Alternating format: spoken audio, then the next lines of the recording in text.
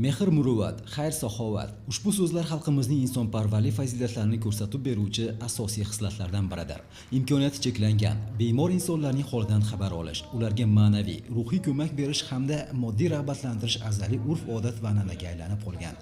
3-dekabr Xalqaro nogironlar kuni munosabati bilan viloyat kasb-hunar ta'limi boshqarmasi ma'muriyati tomonidan tashkil etilgan tadbirlarda ham bu jihatlar yana bir bor o'z ifodasini topdi. Chindan ham mamlakatimiz va hukumatimiz rahbariyati tomonidan aholini ijtimoiy muhofaza qilish masalasiga qaratilgan keng qamrovdagi chora-tadbirlar muruvvat uyida istiqomat qiluvchilarga sifatli tibbiy va maishiy xizmat ko'rsatilishiga zamin yaratmoqda. Xalqimizning insonparvarlik, mehr muruvvat ko'rsatishga bo'lgan ishtiyoqi tufayli ushbu maskanlarda xayr-saxovat tadbirlari ko'plab amalga oshirilyapti. Qo'rg'ontepa muruvvat uyining moditsiyaniy bazasini mustahkamlash, bemorlarga ko'rsatilayotgan tibbiy xizmat sifatini yanada yaxshilash masalasi ham doimiy e'tiborda bo'lmoqda. Ko'ngli o'ksak, bemor insonlarning holidan xabar olish, ularga moddiy va ma'naviy ko'mak berish xalqimizga xos xususiyatlardan biridir. Ushbu fazilatlar Xalqaro nogironlar kuni munosabati bilan muruvvat uyida tashkil etilgan mazkur tadbirda yana bir bor namoyon bo'ldi. Tadbir davomida tashkilotchi va homiylar bayram sovg'alarini ham topshirdilar.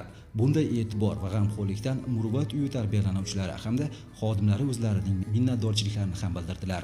Mana shu joyda tarbiyalanayotgan yoshlarni bir quvonchiga quvonch ulashish, ularni jamiyatda albatta barcha yoshlar singari, barcha bolalar singari teng huquqqa ega ekanligi va ularda mana shu quvonchlariga sherik ekanliklarini bir his qildirish uchun biz bugun barcha yoshlarimiz bilan ushbu ta'lim muassasasiga tashrif buyurdik.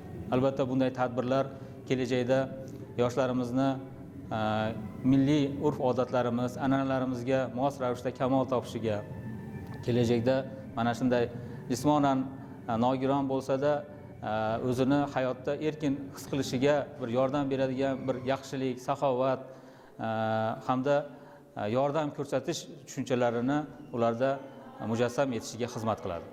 Amalga oshirilgan bu kabi xayrli ishlarning yana bir muhim jihati shundan iboratki, u orqali hech bir inson e'tibordan chetda emasligini anglaydi hamda hayotga bo'lgan ishtiyoqi yanada ortadi.